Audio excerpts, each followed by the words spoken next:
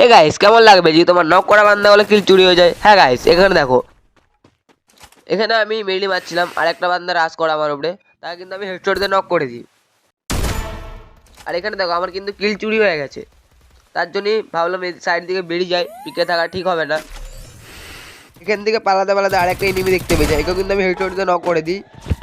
আর এখানে যখনই ক্লিয়ার নিতে যাই আমার কিলটা কিন্তু এখানে চুরি হয়ে যায়। তাই ভাবলাম আমার পিকে থাকা ঠিক হবে না, তাই পিক থেকে বেরিয়ে যাওয়ার চেষ্টা হচ্ছিল, কিন্তু পিকের বান্দা হলে আমার পেছনে এসে আমার কিন্তু এখানে মেরে দেয়। এর জন্য আমি আরেকটা ম্যাচ স্টার্ট করি। আর এখানে দেখো আমি নেমেছিলাম বলে জন্য আর ব্যাক টু ব্যাক আমি তিনটা বান্দাকে হেডশট দিয়ে নক করি। তোমরা দেখো, এখানে যদি তোমরা ভালো করে দেখো আমার কিন্তু ফার্স্ট কিলটা চুরি হয়ে গেছে। এখানে আর একটাই প্লেয়ার ছিল, মানে একটাই প্লেয়ার বেঁচে ছিল, আর আমি ওকে মারার চেষ্টা করি কিন্তু আমি এখানে নক হয়ে যাই। আর আমার টিমমেট কিন্তু এসে এখানে মেরে দেয়। ওখান থেকে বেরিয়ে যাওয়ার পরে কিন্তু একটা স্কোয়াডের সামনে আমি এখানে ফেসে যাই, আর আমার টিমমেট কিন্তু এখানে নক হয়ে গেছে। আর আমার সামনে কিন্তু ফুল স্কোয়াডটা আছে। এখানে দেখো আমি একটাকে হেডশট দিয়ে নক করে দিই, আর এখান থেকে পালিয়ে যাওয়ার চেষ্টা করি, কিন্তু ওরা আমার পেছু পেছু এসে কিন্তু এখানে আমাকে, তো এখানে কিন্তু এরা আমাকে নক করে দেয়।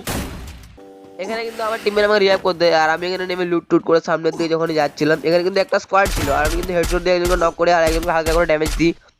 তো আমি এখানে কিন্তু পালানোর চেষ্টা করছিলাম, কারণ এখানে আমি একাই বেঁচেছিলাম। আর পালিয়ে এসে এমন একটা জায়গায় যাচ্ছি, এখানে কিন্তু দুটো স্কোয়াডের ফাইট চলছিল। আমি কিন্তু এখানে লুকিয়েছিলাম।